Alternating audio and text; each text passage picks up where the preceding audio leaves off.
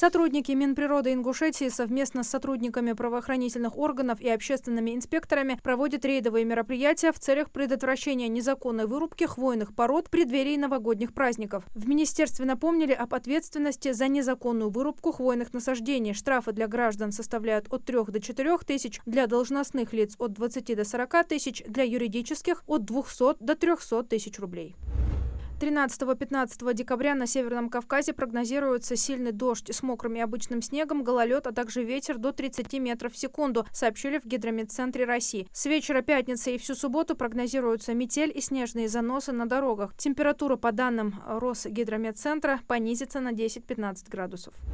Правительство дополнительно направит свыше 8 миллиардов 300 миллионов рублей на оказание специализированной и высокотехнологичной медицинской помощи. Средства позволят сохранить доступность для граждан специализированной и высокотехнологичной бесплатной медицинской помощи в федеральных медучреждениях в рамках базовой программы обязательного медицинского страхования. В настоящее время в России в рамках базовой программы ОМС оказывается более 80 различных видов высокотехнологичной медицинской помощи, связанных в том числе с лечением сердечно-сосудистых, онкологических и других заболеваний.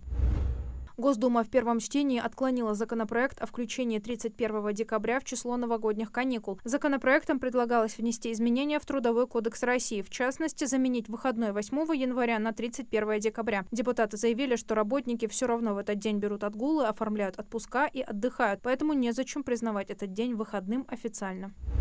С 1 марта мелкий шрифт в рекламе кредитов будет исчезать. Банки начнут вместо него указывать QR-коды, отсылающие на сайт с полной информацией, и вставлять предупреждающие фразы. Такой законопроект в третьем чтении приняла Госдума. Как считают депутаты, новый закон поможет не вводить людей в заблуждение. Напомню, с января уже заработали новые требования. Банки должны указывать диапазон полной стоимости кредита, если упоминаются ставки. Новый закон станет дополнением к предыдущему.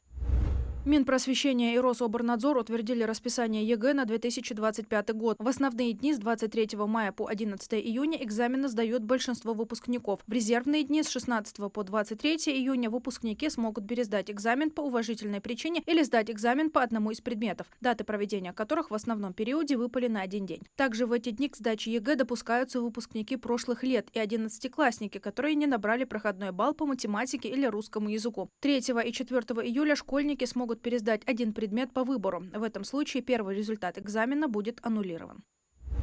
В России в ноябре и декабре текущего года активно распространяется мошенническая схема, позволяющая делать виртуальные клоны банковских карт россиян с помощью шпионского программного обеспечения, сообщила пресс-служба ВТБ. Схема, как рассказали в банке, заключается в том, что мошенники звонят жертве, представляясь сотрудниками сотового оператора, и сообщают о необходимости продлить договор на обслуживание. Для этого клиента просят установить мобильное приложение оператора. Аферисты могут использовать и другие легенды, например, обновление антивируса. На самом деле это шпионская программа, которая позволяет удаленно управлять устройством.